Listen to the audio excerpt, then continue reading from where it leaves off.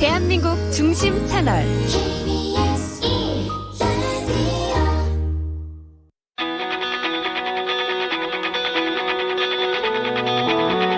스포츠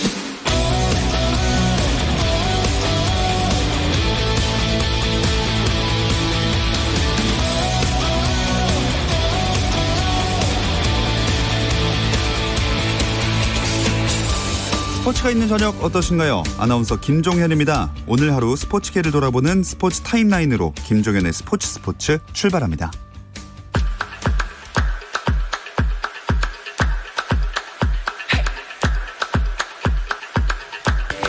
내년 여름 미국 오리건주 유진에서 열릴 예정이던 제18회 세계 육상선수권 대회 일정이 1년 연기됐습니다.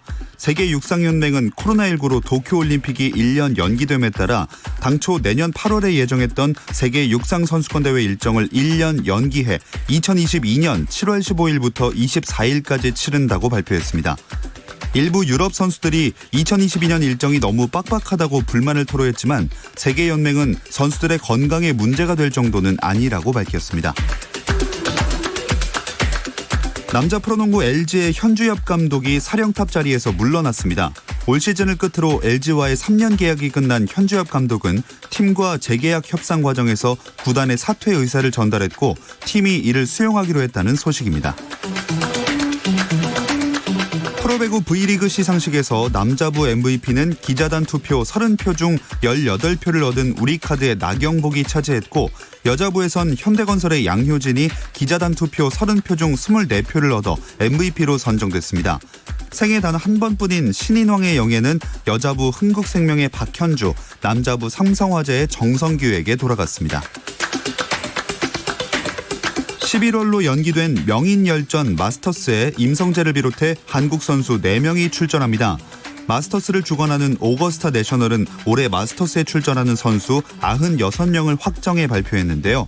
현재 페덱스컵 랭킹 1위를 달리고 있는 임성재는 이 명단에 이름을 올리며 마스터스에 처음 출전하게 됐고 김시우는 플레이어스 챔피언십 우승자 자격으로 마스터스에 나섭니다. 강성우는 지난해 5월 AT&T 바이런 넬슨에서 첫 우승을 차지한 우승자 자격으로 마스터스에 출전하게 됐고 안병호는 2019년 세계 랭킹 50위 내에 들었던 적이 있어 출전권을 받았습니다.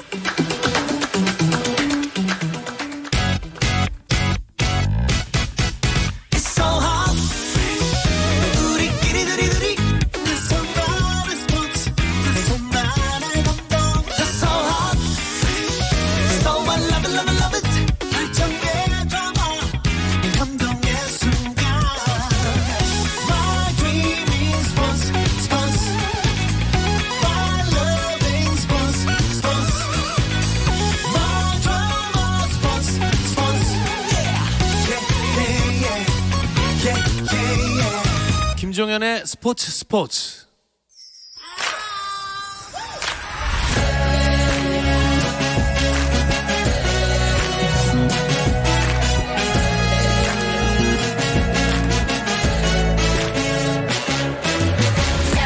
목요일에는 해외 축구 이야기 함께하고 있죠. 라디오의 발롱도르를 꿈꾸는 이건 김정용의 랄롱도르 시작하겠습니다. 풋볼리스트 김정용 기자 인사 나눌게요. 안녕하세요. 안녕하세요. 김정용입니다. 네, 스포츠 팬들을 포함해서 참 모든 국민들이 이렇게 지쳐가고 있는 상황인데 그래도 우리나라는 스포츠 재개 가능성이 조심스럽게나마 이야기되고 있네요. 네, 오늘 오전 중앙재난안전대책본부에서 스포츠 재개 시점에 대한 언급이 있었습니다. 문화체육관광부가 각 스포츠협회와 소통하면서 재개 시점을 논의 중인데 지금 구체적인 날짜를 말할 수는 없지만 긍정적인 발언이 있었습니다. 그러니까 지금의 강력한 사회적 거리두기가 일상생활에서의 방역으로 이어지고 또 생활 방역 체계로 넘어간다면 그 프로야구계에서 먼저 논의하고 있는 감염 위험을 차단하면서도 스포츠를 개막하는 방안 이거를 긍정적으로 검토할 수 있다 이런 얘기를 한 거죠. 네, 그나마 뭔가 힘이 되는 그런 이야기인데요. 하지만 유럽의 상황은 좀 다릅니다. 상황이 어떤지 영국에 있는 이건 축구 전문 기자도 연결해 보겠습니다. 안녕하세요. 네, 안녕하세요. 이건입니다. 현지에서 직접 느끼는 코로나19 상황 어떻습니까? 더 악화되고 있다라는 느낌을 지울 수가 없는데 영국 같은 경우에는 매일매일 수천 명의 확진자가 발생을 하고 있고 전체 확진자가 지금 6만 명 그리고 사망자가 7천 명을 넘어서고 있습니다. 특히 이 보리스 존슨 영국 총리가 한 일주일 정도 전에 확진 판정을 받고 자택에서 자가격리를 하다가 입원을 했고요. 그리고 중환자실까지 가는 이런 사태가 발생을 하면서 특히나 많은 영국 사람들이 충격을 받은 그런 상태입니다. 이런 상황에서 지난주에 윈블던 테니스 대회에 이어서 골프 대회인 디오픈도 취소가 됐단 말이죠. 프리미어리그 재개 이야기 아무래도 나오기 힘들 것 같은데요. 일단 프리미어리그는 내부적으로는 그 무기한 연기를 계속 그렇게 하고 있는데 내부적으로는 선수들에게 6월 정도에는 다시 시작할 수 있을 것 같다라는 그런 기뜸을 했다고 그래요. 자기 나라로 돌아간 선수들에게도 6월 정도는 충분히 할 수 있을 것 같으니까 5월 중순까지는 들어와서 그때부터 다시 몸을 만들어라.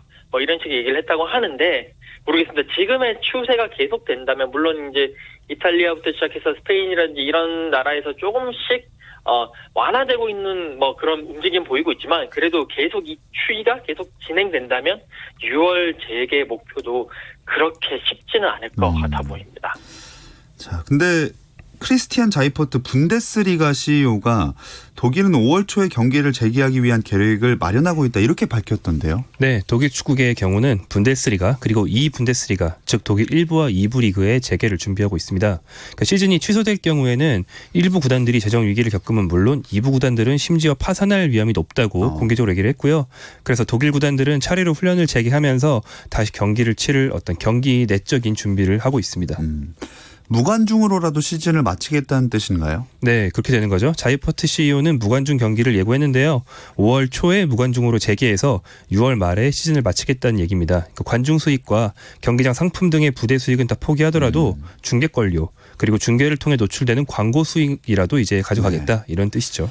한편으로 이건 기자, 이탈리아 리그도 시점은 미정이지만 시즌 재개에 대비한 검토 작업에 착수했다 이런 소식이 있었는데 현실적으로 가능한 상황인가요? 지금 이탈리아 세리아 같은 경우에는 각 팀당 38라운드 38경기를 치르는데 지금 한 25에서 26경기를 치른 상황이거든요. 한 13경기, 12경기씩 남아 있는데 이탈리아 축구협회라든지 세리아 사무국 입장에서도 이 시즌을 중간에 완수를 하지 못하게 되면 여러 가지 중계권이라든지 이런 쪽으로 재정적 타격이 있을 수밖에 없습니다. 그래서 이런 재정적 타격을 최소화하고 남은 시즌 어쨌든 이번 시즌은 완주를 하는 것을 목표로 두고 있다. 필요하다면 원래는 시즌이 5월 말에 끝나는데 9월이나 10월까지라도 계속 연장을 해서라도 어쨌든 시즌을 끝까지는 치르겠다라는 그런 입장을 가지고 있고요. 그걸 위해서 여러 가지 실무 협의와 여러 가지 시뮬레이션을 하고 있는 그런 상황입니다. 자, 각 나라마다 이런 분위기라면 재개 시점은 다르겠지만 모든 유럽 리그들이 무관중으로 시즌을 마무리할 가능성이 좀 높겠네요. 네, 분데스리가가 제일 분명한 움직임을 보이고 있을 뿐이고 나머지 리그들도 암암리에 움직이고 있는 것 같은데요. 스페인 라리가는 5월 말 재개를 목표로 한다는 보도가 나왔고요.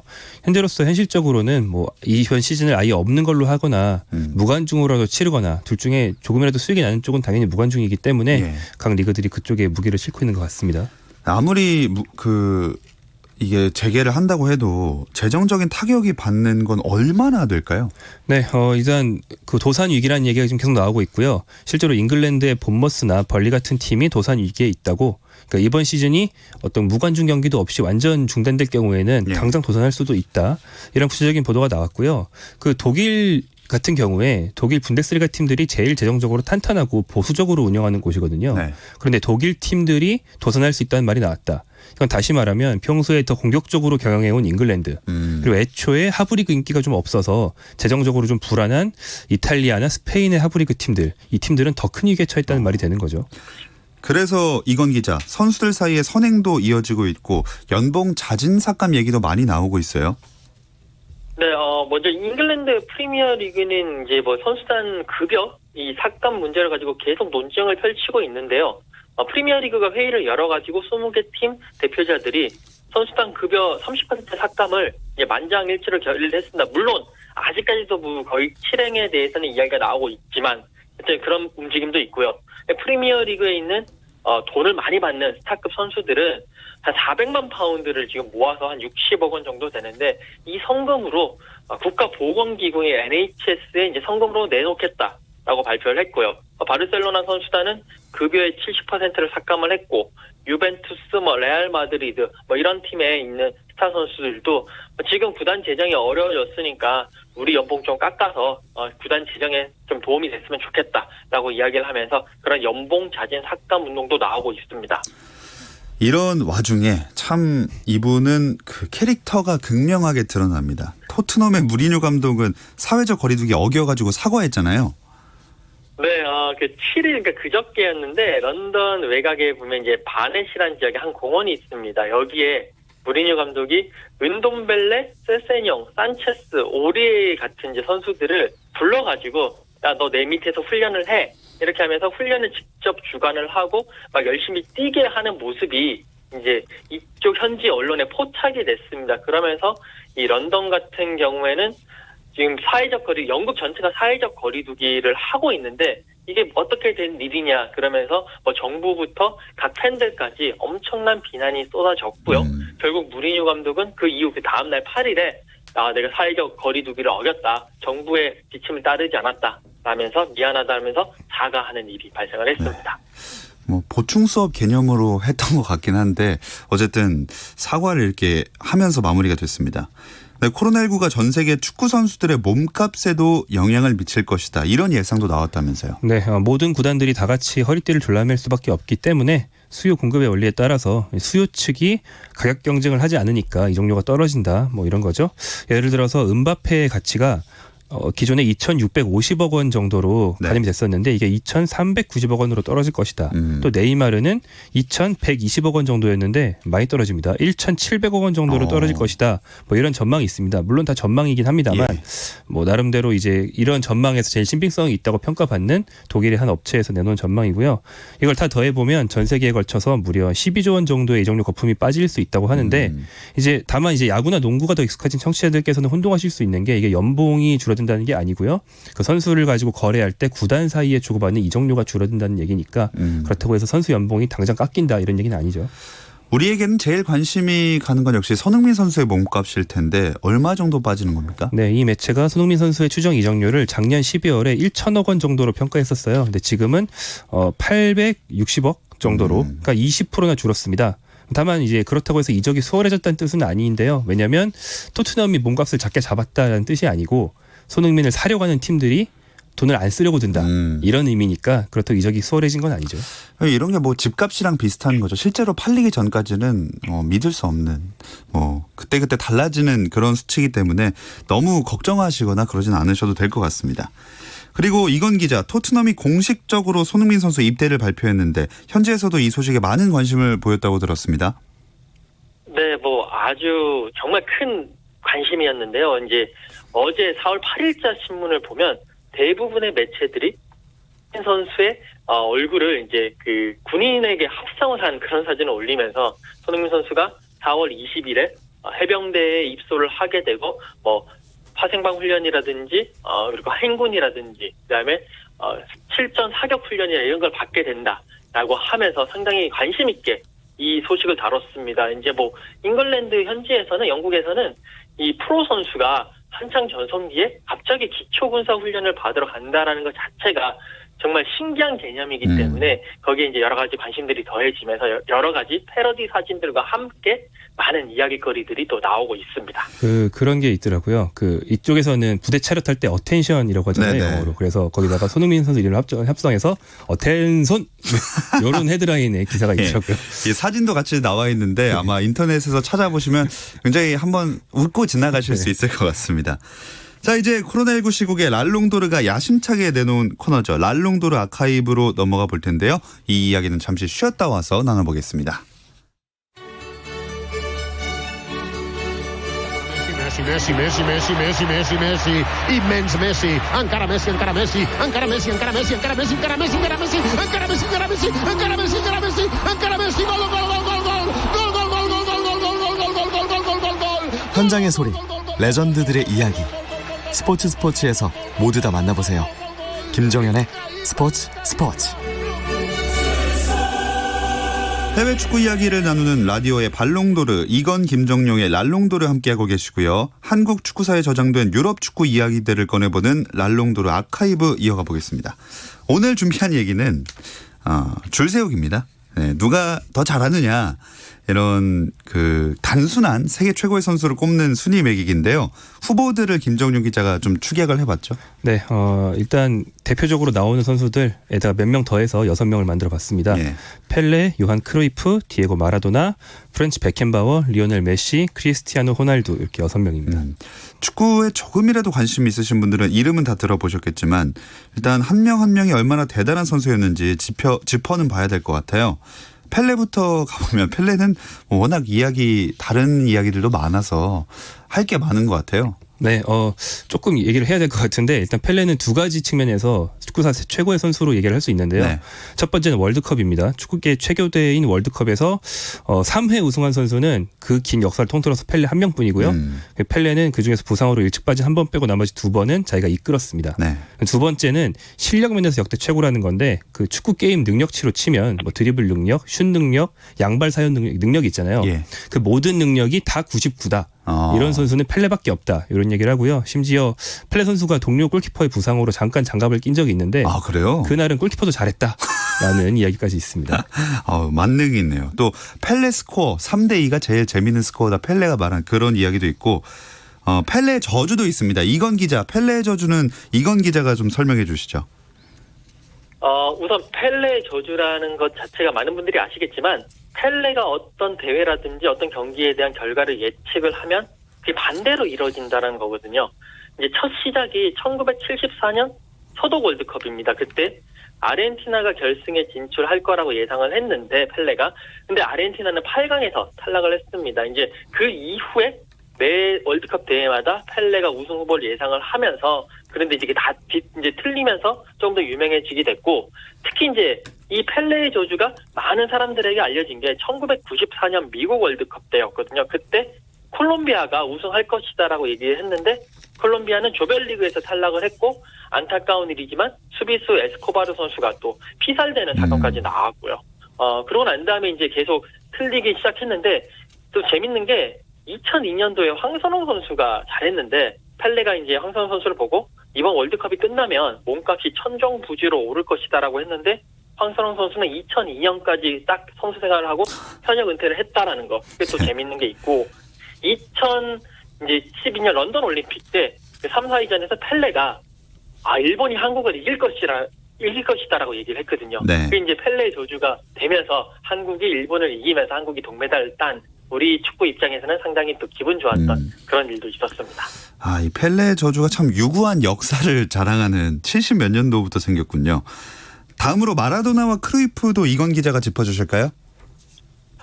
이 두 선수를 짧은 시간에 얘기한다는 것 자체가 쉽지는 않은데 일단 뭐 핵심만 말씀을 드리자면 디에고 마라도나 선수는 일단 아르헨티나에서 메시 이전에 마라도나가 있었고 축구가 팀 스포츠인데 그 팀 스포츠라는 상식을 깨버린 선수다. 그러니까 원맨쇼라는 말도 어울리지 않고 원맨쇼의 원맨 그 자체인 선수다라고 할 수가 있을 것 같고요. 국가대표팀 그다음에 소속된 클럽팀에서 거의 혼자 모든 팀을 이끈 선수고 월드컵 우승 1회, 준우승 1회 그리고 중하위권 팀이었던 나폴리를 세리아 우승 2회, 유에파컵 우승 1회 뭐 이런 식으로 자기 혼자 모든 팀을 이끌어가는 그런 선수다라고 볼 수가 있겠습니다. 그리고 요한 크루이프 선수는 딱 한마디로 토탈 사커 그 자체라고 볼 수가 있고 피지컬, 테크닉, 브레인 세 박자를 모두가 좀 맞는 선수인데 요즘으로 치면 호날두 선수의 피지컬에 리오넬 메시의 테크닉에 이니에스타의 축구 지능, 브레인까지 합쳐진 선수가 아닌가라고 평가를 할 수가 있겠습니다. 참 누구 하나 빠지는 선수가 없습니다. 김정용 기자가 베켄바워 소개해 주시죠. 네, 베켄바워는 독일 당시 서독의 최고 스타였고요. 선수 시절 크루이프의 라이벌이었죠. 그러니까 더 멋진 축구를 하면서 축구 발전에 기여한 게 크루이프라면 베켄바워는 그 크루이프를 계속 막으면서 대회에서 만나면 우승은 내가 한다. 이런 네. 캐릭터죠. 그래서 축구 발전에 기여한 바를 높게 치는 사람은 크루이프, 반면 트로피를 높게 치는 사람은 베켄바워를 위대한 선수로 치는데요. 베켄바워는 트로피가 정말 많습니다. 선수로서 월드컵, 유로, 챔피언스리그, 당시 이름이 달랐는데 챔피언스리그 3번이나 우승했고요. 감독으로서 또 월드컵 우승, 또 발롱도르 2번, 감독까지 은퇴한 뒤에는 바이에른 뮌헨 회장이었는데 네. 회장으로서도 바이에른 뮌헨을 잘 이끌었어요. 그래서 뭐 그 영광 어떻게 살고 싶니? 네. 얼마나 잘 살고 싶니? 이러면 베켄바워처럼 잘 살고 싶어요라고 말할 만한 선수입니다. 네, 뭔가 관리자 같은 느낌이 물씬 나는 호날두와 메시가 남았는데 두 선수는 현재 활약하고 있고 많은 분들이 아실 테니까 좀 생략을 하겠습니다. 이 6명의 후보 중에 유독 두 분이 좋아하는 선수가 있는지 궁금한데 먼저 김정용 기자부터 들어볼게요. 저는 이제 최근에 디에고 마라도나 선수에 대한 다큐멘터리도 이제 국내 개봉을 했었어요. 그러면서 이제 이탈리아 축구에도 관심이 많고 마라도나 선수의 이게 그 어떤 활약상에 약간 관심이 많이 생겼는데 이 사람이 이게 아주 좋은 사람은 아니고 때로는 이상한 말, 좀 폭력적인 말도 많이 하지만 그런 괴인 같은 성향이 되게 예. 매력적으로 드러날 때가 많습니다. 뭐 이를테면 이탈리아의 남북 감정이 굉장히 심해서 북부에 잘 사는 사람들이 나폴리 같은 남부에 못 사는 사람들을 많이 차별하는데 네. 그런 감정을 되게 어떤 증폭시키면서 이용하는 것처럼 보이면서도 그들의 울분을 풀어주는 이런 걸 오히려 아르헨티나 사람인 마라도나가 대신 해주기도 했고 또 나중에는 그 피델 카스트로라든가 예. 되게 의외의 이름들이랑 친분이 생기기도 하고 좀 인생 행보 자체가 제일 흥미로운 사람은 마라도나라고 할 수 네. 있을 것 같습니다. 이건 기자는요? 저는 프란츠 베켄바워와 그다음에 요한 크루이프 두 선수에 대한 정말 항상 탐구를 하고 있고 항상 이제 이 두 선수에 대한 여러 가지 공부를 하고 있는데 두 선수가 선수뿐만이 아니라 그러니까 선수 시절에도 엄청난 라이벌로서 그리고 세계 축구를 이끌어갔고요. 그리고 감독 그리고 지도자 그다음에 관리자까지 하면서 축구에 많은 영향을 끼쳤기 때문에 이 두 사람에 대한 그냥 지대한 관심을 가지고 있습니다. 그리고 현재 요즘 축구 팬들은 메시 대 호날두 아니면 마라도나 대 메시 이런 논쟁들도 하고 이런 논쟁들은 정말 끊이지 않고 이어져 온 것 같아요. 근데 뭐 그 종목을 가리지 않죠 사실. 모든 스포츠 종목에는 이런 논쟁은 다 있더라고요. 네. 네, 뭐 스테판 커리 뭐 이런 선수들 나와도 농구에서 예, 네가 르브론을 넘었니 뭐 계속 이런 얘기 누가 다 하더라고요. 예. 이게 좀 스포츠 좋아하는 사람들의 본성인 것 같습니다. 자, 그러면 순위를 이제 본격적으로 매겨 보겠습니다. 저는 개인적으로 이 크루이프나 베켄바워 다 들어는 봤지만 플레이를 많이 보진 못했고요. 그나마 영상도 보고 좀 경력을 아는 선수 중에서는 그래도 마라도나가 진짜 말씀하신 대로 중하위권 팀을 혼자 이렇게 멱살을 잡고 우승을 시킨 그런 경력이 있어서 마라도나 개인적으로는 괴인 같은 성향을 좋아하진 않습니다만 1위로 꼽아보고 싶습니다. 하지만 제 얘기는 뭐 별다른 의미는 없는 거고요. 두 분이 한번 순위를 발표를 하실 텐데 이건 기자부터 하실까요? 저는 일단 순위를 이제 발표를 해드리자면 일단 1등 펠레, 2등 마라도나, 3등 베켄바워, 4등 메시, 5등 크루이프, 6등 호날두 이 순서대로 뽑았습니다. 그 이유는요? 일단 제가 가장 큰 그 기준을 삼은 게 월드컵 우승했습니다. 축구에서 아무래도 가장 중요한 것이 월드컵이니까요. 그런데 이제 뭐 그렇게 따지면 펠레, 마라도나는 3회, 2회 우승을 하면서 1등, 2등을 차지하는 거고 이제 베켄바워 선수와 크루이프 선수를 좀 놓고 고민을 했는데 아무래도 크루이프 선수는 월드컵에서는 우승을 못했거든요. 그 74년 소독 월드컵 결승전에서 크루이프가 베켄바워에게 졌기 때문에 이제 베켄바워를 조금 더 앞쪽에 했고 사실 이제 베켄바워 본인도 아마 선수로서는 크루이프가 나보다 나은 선수인지를 모르지만 나는 월드컵을 제패했다라고 얘기를 했기 때문에 저도 그 기준에 따랐고 그다음에 이제 그 약간 포지션 안배도 했어요. 사실 앞에 펠레와 마라도나가 공격수 쪽이라면 베켄바워는 수비수로서 그 정도의 업적을 했기 때문에 이 공격수가 있으면 수비도 중요하기 때문에 수비수를 한 3등 정도에 배치를 해야 되지 않겠나 싶어가지고 네. 이런 순위를 매겼습니다. 자, 정리하자면 펠레, 마라도나, 베켄바워, 메시, 크루이프, 호날두였고요. 김정용 기자는요? 저는 펠레, 마라도나, 크루이프, 그다음 메시, 그리고 베켄바워, 마지막이 호날두입니다. 거의 똑같고 크루이프, 베켄바워만 바뀌었는데 이러면 우승컵을 탐하는 그런 성향 아니십니까? 그러니까 이건 기자가 그렇죠, 이건 기자가 그런 거죠. 그렇군요. 네, 제가 아니고 헷갈렸네요. 저는 축구의 순수성. 이건 기자는 어떤 달콤한 과실. 예. 이유는 한번 들어볼까요? 다른 선수들도? 네. 저부터 얘기할까요? 예. 네. 둘이 좀 많이 달라야 될 텐데 근데 사실 많이 비슷해서 뭐 크게 재미가 없습니다만 중요시하는 가치에 따라서 순위를 매긴 건데 펠레는 가치를 떠나서 1등인 것 같고요. 예. 그다음에 아우라 측면에서는 마라도나, 그다음에 축구사에 큰 영향을 미쳤다. 축구 발전에 기여했다. 이런 역사적 의의를 볼 때는 크루이프. 그래서 이런 거를 높게 보는 좀 비평가들은 크루이프를 1등으로 삼는 사람들도 많이 있습니다. 그 다음에는 메시, 그리고 실력이나 의위보다 말 그대로 우승이 많은 선수가 2명 남았는데 그중에서는 아무래도 베켄바워가 호날두보다는 우승 업적이 많기 때문에 베켄바워, 마지막에 호날두 순입니다.